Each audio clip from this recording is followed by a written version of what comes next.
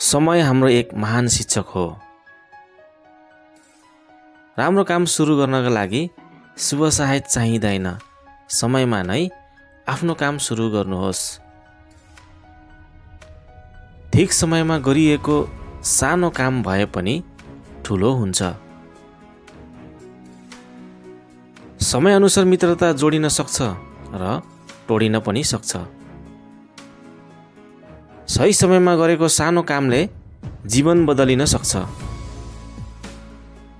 समयलाई खेर नफाल्नुहोस्, किनकि जीवन यसैबाट बनेको हुन्छ।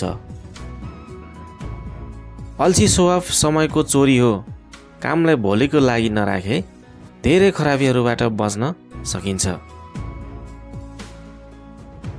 पर्खन छोड्नुहोस्, किनकि सही समय कहिल्यै आउँदैन।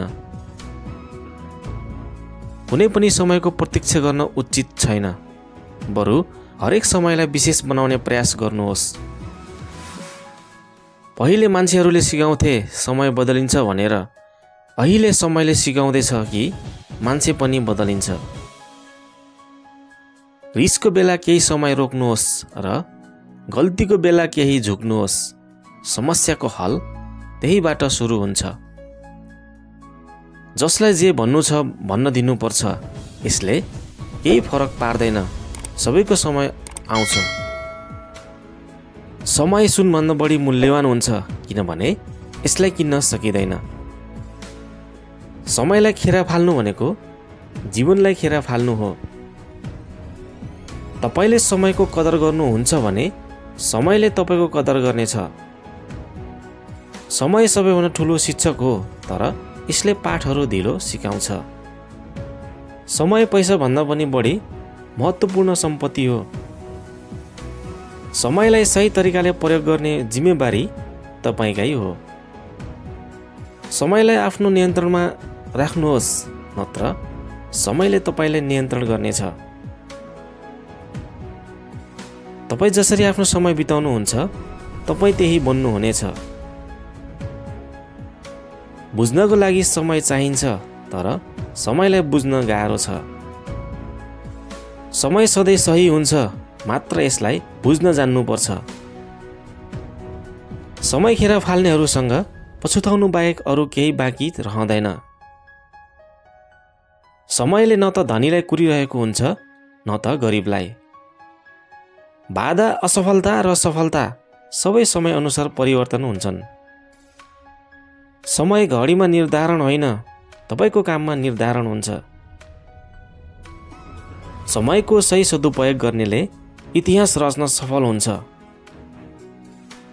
सपना देख्नुभन्दा पहिला समय व्यवस्थापन गर्न सिक्नुहोस्। सफलता आफै आउनेछ।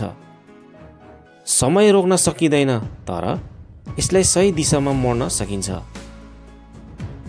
समयलाई जित्न सक्नु भएन भने समयले तपाईँलाई हराउनेछ। बितेको समय सम्झेर रुने होइन, बाँकी समयलाई सुधारेर जित्ने हो। हिजोभन्दा आज राम्रो हुन प्रयास गर्नुहोस्। समयले उचाइमा पुर्याउनेछ। व्यस्त हुनु मात्र होइन, सही दिशामा लाग्नु समयको सही उपयोग हो। आज बर्बाद गरेको समय भोलि तपाईँले जति नै मूल्य चुकाए पनि फिर्ता आउँदैन। एक सेकेन्डको महत्त्व बुझ्नेलाई सफलता ढिलो चाँडो अवश्य प्राप्त हुन्छ।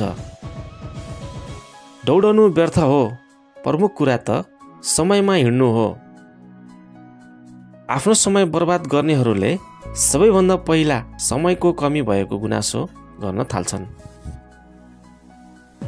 सामान्य व्यक्तिले समयलाई बिताउने बारे सोच्छ, तर महान व्यक्तिले यसको उपयोग बारे सोच्छ। आफ्नो मिनेटमा ध्यान दिनुहोस्, घन्टाले आफ्नो ध्यान आफै राख्न थाल्नेछ। समय नै तपाईँको पैसा हो। हामी भन्छौँ बस छुट्यो, तर छुटेको त आखिर हामी हुन्छौँ। तपाईँले प्रतीक्षा गर्न सक्नुहुन्छ, तर समयले गर्दैन। मानिस समय अनुसार चल्नुपर्छ, समय मानिस अनुसार चल्दैन। इतिहास भनेको बितेको समय हो। त्यसैले इतिहास रच्नको लागि अहिलेको समय भरपूर उपयोग गर्नुहोस्। समयले कहिले पर्खिँदैन, बगेको खोला फर्किँदैन। समयमा नै लिएको सही निर्णयले तपाईँको भाग्य बदल्न सक्छ। एक दिन तपाईँले बुझ्नुहुनेछ, तपाईँ सधैँ गर्न चाहेको कुरा गर्नका लागि कुनै समय हुने छैन। त्यसैले गर्न चाहेको कुराहरू अहिले नै सुरु गर्नुहोस्। अहिले नगर्ने भोलि गर्छु भन्ने बानी राम्रो होइन, किनकि भोलि कहिले आउँदैन। जो समय अनुसार बदलिन सक्दैन उसले जीवनमा केही गर्न सक्दैन। जुन समय जे कामको लागि प्रतिज्ञा गरिन्छ ठिक त्यही समयमा त्यही काम गर्नुपर्छ, अन्यथा विश्वास नष्ट हुन्छ।